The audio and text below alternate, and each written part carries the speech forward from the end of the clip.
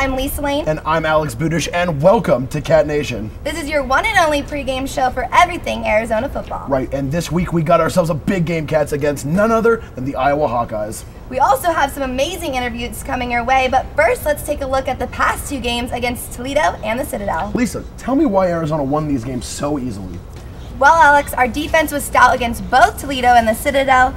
Having the defense play so well against Toledo, a team that had huge offensive numbers in 2009, definitely provides Arizona players and coaches with some confidence, something we really need to see if we want to stay in the game against Iowa. Having these two games under our belt helps us smooth out some rough patches and look forward to tonight's game against Iowa. Right, and let's point out that it was the offense that let in points against Toledo with that safety last week and not the defense. But this is what we need to see every game from our D. We got to give a shout out to linebacker Derek Earls, who is really giving that young line a lot of confidence. Earls already has an interception and a fumble recovery in those last two games, so look for him to be just as big as factor against Iowa. That is exactly right. Now, maybe we should highlight a little bit of our offense against these teams. Why don't you take it away for us, Alex? Pretty simple on this one. The big power three combo of Nick Foles, Juron, Criner, and Nick Grigsby. Let's start it off with the big running back. People were skeptical of Grigsby coming back from that shoulder injury last year, but he has shined so far. He had the longest touchdown run of his illustrious career against the Citadel, along with 107 total yards, and his 5 TDs this season gives him 25 for his career, which is good enough to put him at a tie for third all-time. Lisa, why don't you tell me about Mr. Foles and Mr. Criner? Well, I am loving this dynamic duo this year. I want to touch on the pass-catch combo between Foles and Criner. Maybe the best play of their short career together came against Toledo when Foles hit Criner right on the mark for a big 32-yard touchdown. You really saw their connection last week as well against the Citadel. Criner was the go-to guy, and Foles was able to use his arm to hit him with a 44-yard pass. That ended up starting the 6-play, 60-yard drive that put the Wildcats ahead right in the beginning. I couldn't agree more. Criner is really the unsung hero of this entire season so far. 13 catches, 247 yards, and a touchdown. Not too shabby.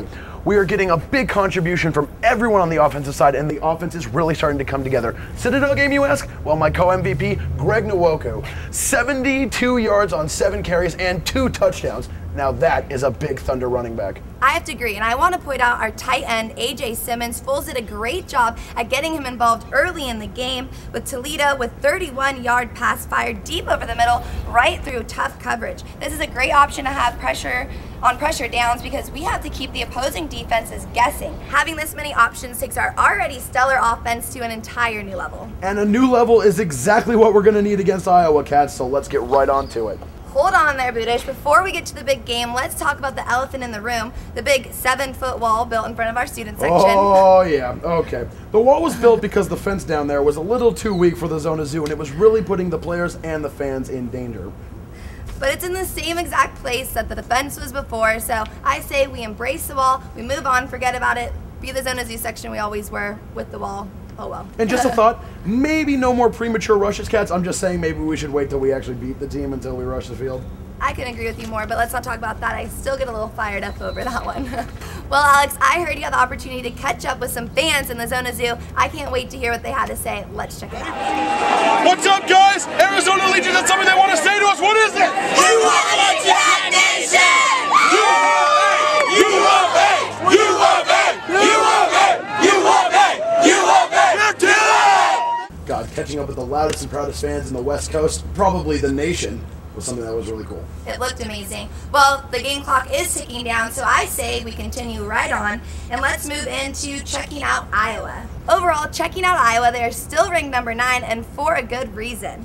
They have a strong leadership group with 7 seniors, 4 juniors, 2 sophomores, and 2 redshirt freshmen. That usually means cohesiveness and experience, which without a doubt makes for a tough opponent. We'll talk about their passing game a little more in a moment, but Alex, why don't you overall cover Arizona a moment? Right, because first, let's check out that the Cats are coming in as the 24th ranked team in the AP polls, and that means respect. The Cats have been deserving respect for a long time, and now they're finally getting it. Coming in with one of the best offenses in the Pac-10, and now the nation.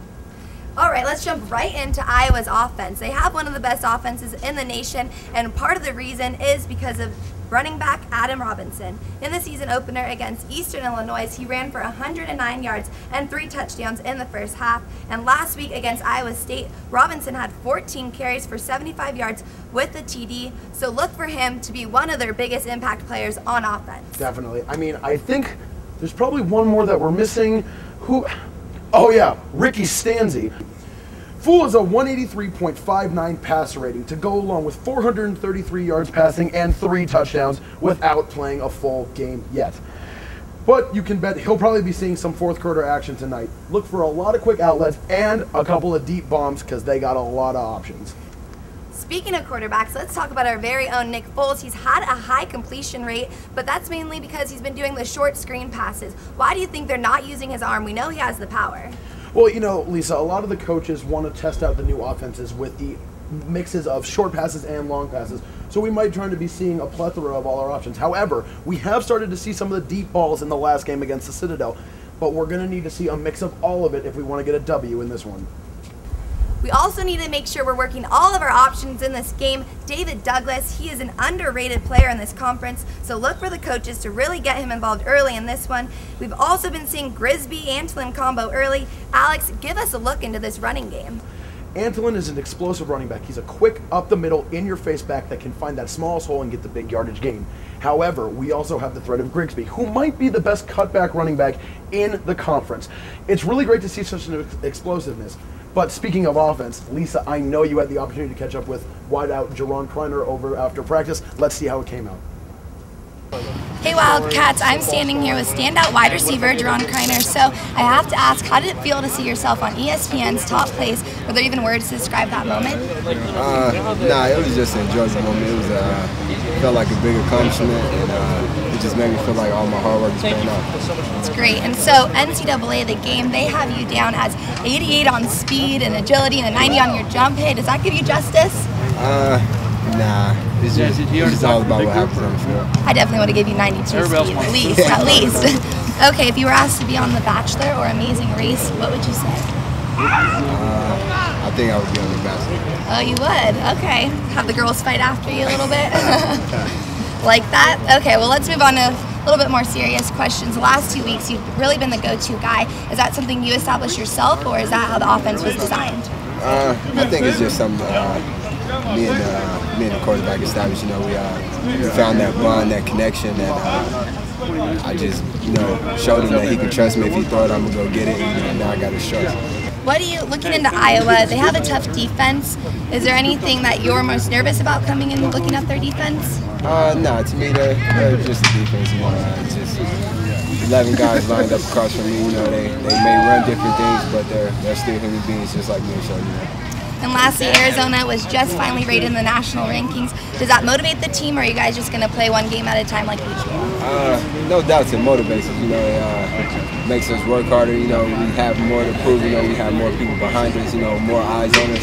So it definitely makes us work harder. But obviously, we're still going to just take it one game at a time. All right, and now all of the Zona Zoo is watching right now. Is there anything you'd like to say to them? Just wanted to say thank you for the fan support. We really enjoy you guys, and sorry we had to put the wall up on y'all.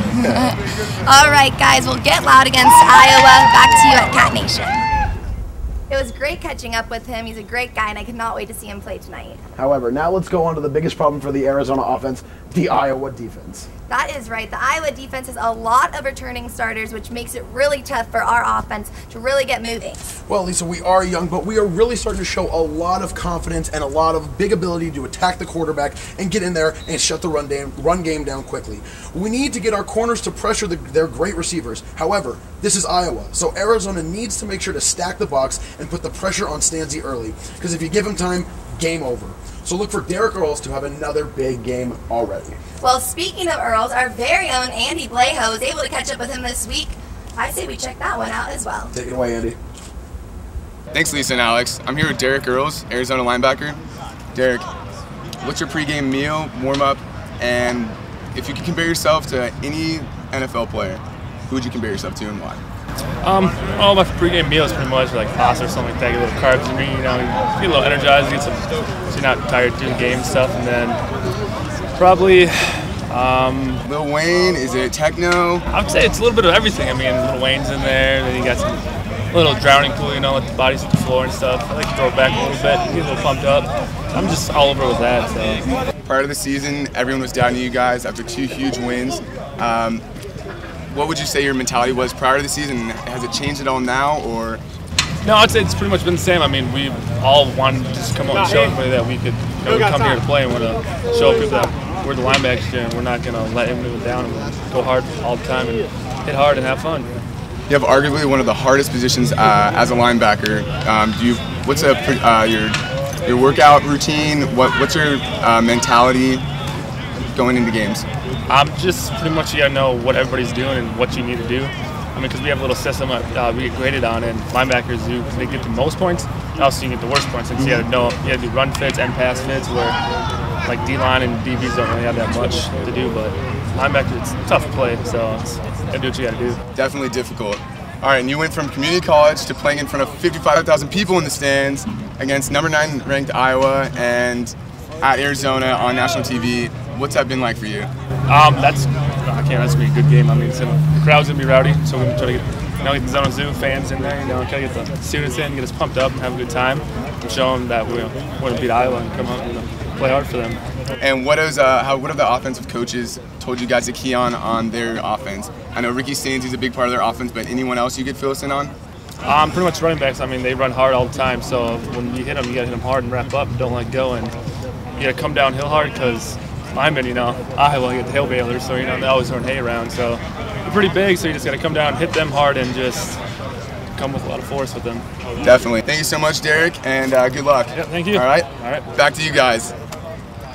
Great interview, Andy. I'm really looking forward to see what Derek can do on the field for us tonight. However, it's time for our hot seat prediction, Lisa. Yes. Who's on the hot seat for you? Well, with everybody wanting us to go to the Rose Bowl this year, I'm putting Nick Grigsby up on our hot seat. He is a senior, he's a leader, he has the speed, the intensity, and I think we need him in every game. The pressure is going to be on him staying healthy, so that's why I put him on the hot seat. We need him. He is the guy that makes plays out of nothing, so he's definitely the guy I'm putting on the hot seat, and against Iowa as well. We've already talked about some of the big things he's done for us in the first 2 games, so Nick Grigsby is my guy. Who's yours?